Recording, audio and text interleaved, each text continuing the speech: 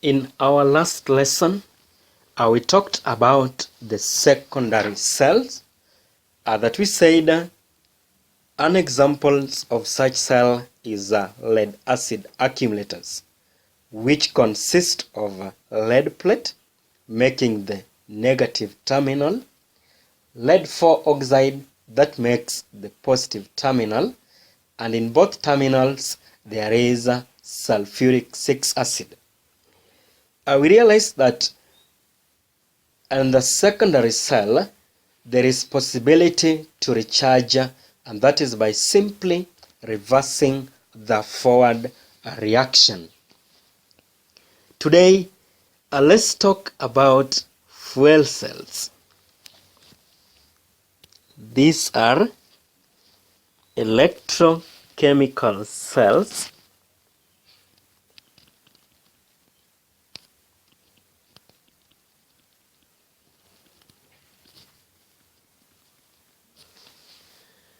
which convert the chemical energy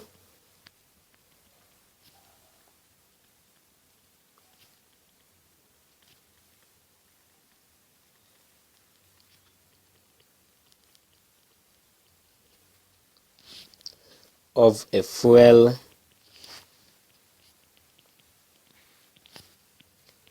directly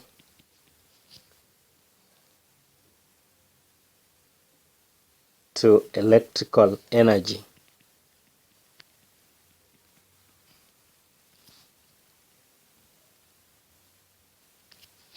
One of the most important fuel cells is the hydrogen-oxygen cell.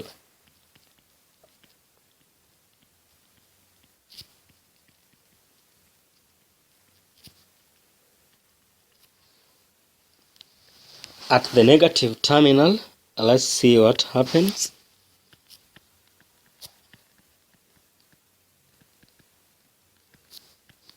We have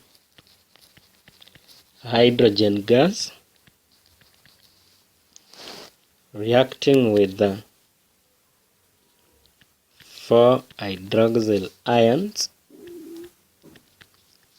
forming 4 moles of water, and during that 4 electrons given out. At the positive terminal,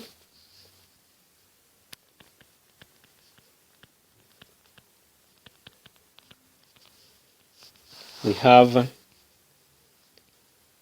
oxygen gas reacting with the water plus the 4 moles of electrons, giving 4 hydroxyl ions.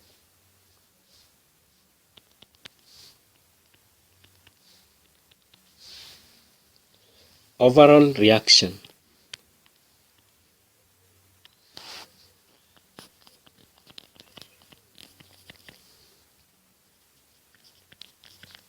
Two hydrogen gas plus oxygen gas will give 2 moles of water.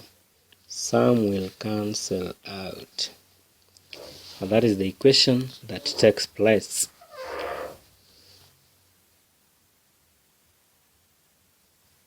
So there is 2. So 4 water, 2 water, 2 will cancel out, so that we remain with 2 moles of water, the right hand side.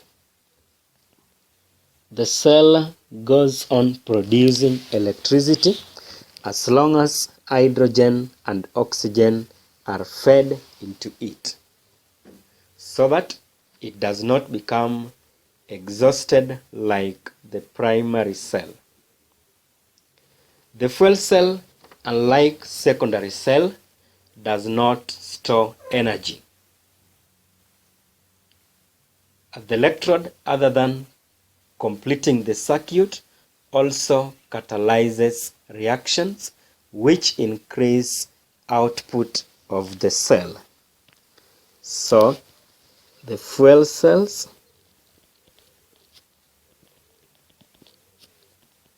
electrodes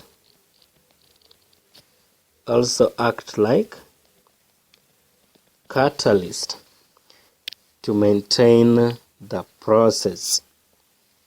So we have said that it doesn't get exhausted like the primary cell. However, unlike the secondary cell, it does not store energy. So this is the diagram of the fuel cell.